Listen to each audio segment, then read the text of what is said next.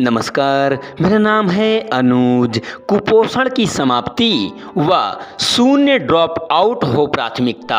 कुपोषण और स्कूली बच्चों की ड्रॉप आउट की समस्या से केंद्र सरकार भी खासी चिंतित है। केंद्रीय गृह मंत्री अमित शाह की अध्यक्षता में उत्तराखंड के टिहरी गढ़वाल स्थित नरेंद्र नगर में हुई मध्य क्षेत्रीय परिषद की बैठक में यह विषय प्रमुखता से उठा। केंद्रीय गृह मंत्री अमित शाह ने इन विषयों को प्राथमिकता बताते हुए कुपोषण की समाप्ति और बच्चों की ड्रॉप आउट की दर नियंत्रित करने के लिए सभी सदस्य राज्यों से विशेष ध्यान केंद्रित करने को कहा है।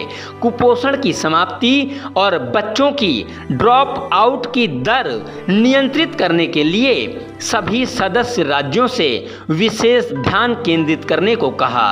बैठक में श्री अन्न को बढ़ावा देने के लिए कोदो यानी झंगोरा और कुटकी का न्यूनतम समर्थन मूल्य भी रागी यानी मंडुआ के समान रखने का निर्णय लिया गया है।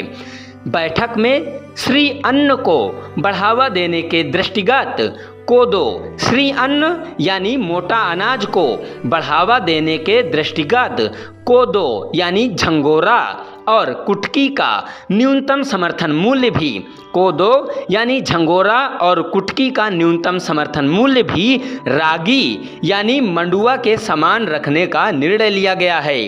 रागी का न्यूनतम समर्थन मूल्य 38.70 रुपये प्रति किलोग्राम है। रागी यानी मंडुआ का न्यूनतम समर्थन मूल्य 38.70 रुपये प्रति किलोग्राम है और इसी प्रकार कोदो यानी झंगोरा और कुटकी का भी न्यूनतम समर्थन मूल्य अब रागी यानी मंडुआ के बराबर कर दिया गया है। इससे देश भर में श्री अन्न यानी मोटे अनाज का उत्पादन करने वाले 21 राज्यों के किसान लाभान्वित होंगे।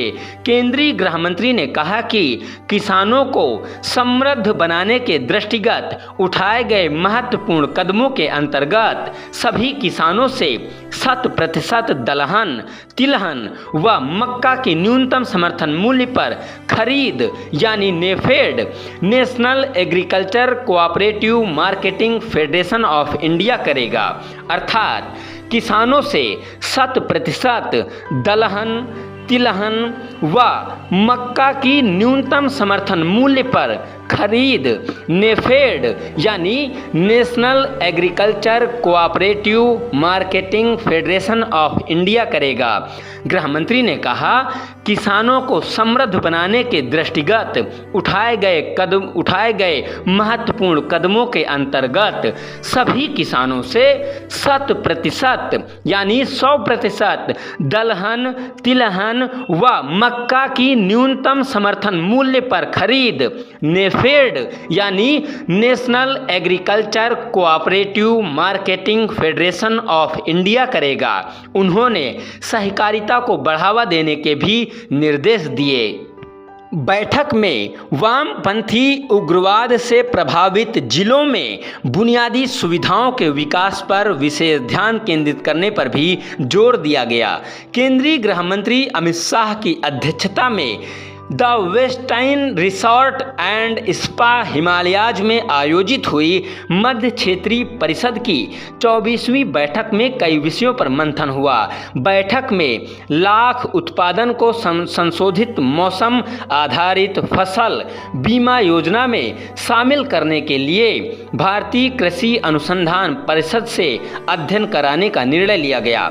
लाख उत्पादन को संशोधित मौसम आधारित फसल बीमा योजना में लाख उत्पादन को संशोधित मौसम आधारित फसल बीमा योजना में शामिल करने के लिए लाख उत्पादन को संशोधित मौसम आधारित फसल बीमा योजना में शामिल करने के लिए भारतीय कृषि अनुसंधान परिषद से अध्ययन कराने का निर्णय लिया गया।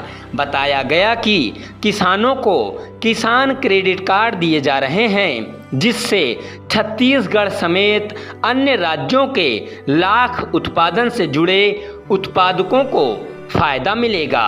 जमीन पर उतारी टीम इंडिया की अवधारणा। अमित शाह ने कहा कि मध्य क्षेत्रीय परिषद में शामिल राज्य देश में कृषि, पशुपालन, अनाज उत्पादन, खनन, जल आपूर्ति और पर्यटन के प्रमुख केंद्र हैं। इन राज्यों के बिना जलापूर्ति की कल्पना नहीं की जा सकती। मध्य क्षेत्रीय परिषद के राज्यों ने प्रधानमंत्री के टीम इंडिया की अवधारणा को जमीन पर उतारा।